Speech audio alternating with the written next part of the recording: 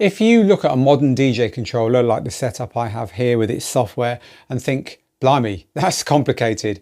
Well, whether you're brand new to DJing or you haven't DJed for years, I'm here to give you the good news that it really isn't. Everything you see on a unit like this is designed to make your life either easier or more fun. And most of it is utterly optional. Everything you can do on old-fashioned mixers and turntables that maybe you've done in the past or watched DJs doing in the past can be done much more easily on here than it could even on that gear. And let me show you. So this is the mixer. This is where you mix from one track to another. You don't even have to use the crossfader, which takes you from the right-hand deck to the left-hand deck. You can leave that in the middle. You can just use these two. When it's up, you can hear it. When it's down, you can't.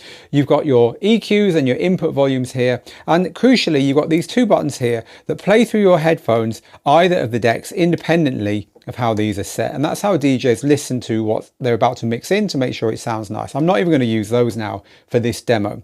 So on the right hand deck there's a track loaded at 120 beats per minute. Let's get it playing.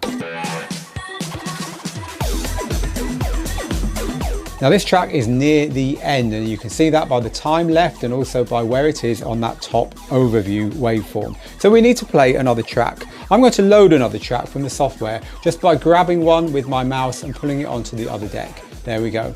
This track is loaded, waiting for me right at the very beginning of the track.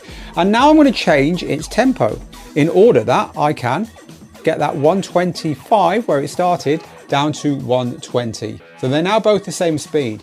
That is even easier than doing it the old way with your vinyl and your tempo controls when you had to keep trying to make sure they were right. You just look at the numbers on the screen nowadays. And so they're now at the right speed. All I've got to do is start the second one at the right place on a beat and it's going to sound lovely. So we'll go at doing just that.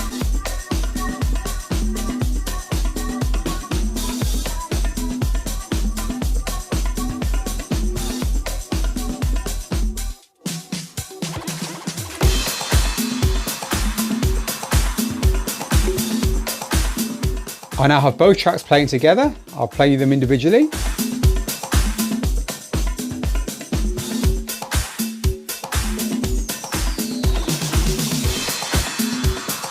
If they weren't quite right, I could just touch the edge of the jog wheel to make them right, but they are.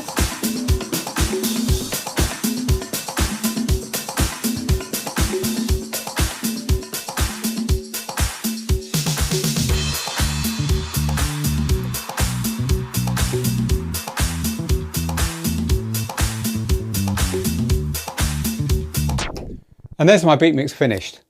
This works with any gear, CDJs like you find in clubs, standalone units, controllers as I've just shown you with any of the software that you can get.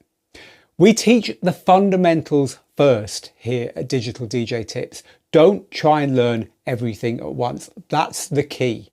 Now, this Black Friday, I've got two things for you. And the first one's absolutely free. I would love you to have a copy of our book, Rock the Dance Floor. Now in its second edition, this is the best-selling book on how to DJ on modern DJ gear. There is a link underneath and it won't cost you a penny to grab your free book. Secondly, if you'd like to learn to DJ with me and you'd like me to take you through our 5 steps of DJing, of which I've just started to show you one of them, mixing, then head again to digitaldjtips.com or click underneath because our Black Friday sale is our biggest sale of the year and our complete DJ course, which is the one you want, is $223 off. That's a massive 45% saving. So get something that you'll keep and cherish for life. Invest in your DJing this Black Friday with Digital DJ Tips. The links again are underneath. Thanks for watching.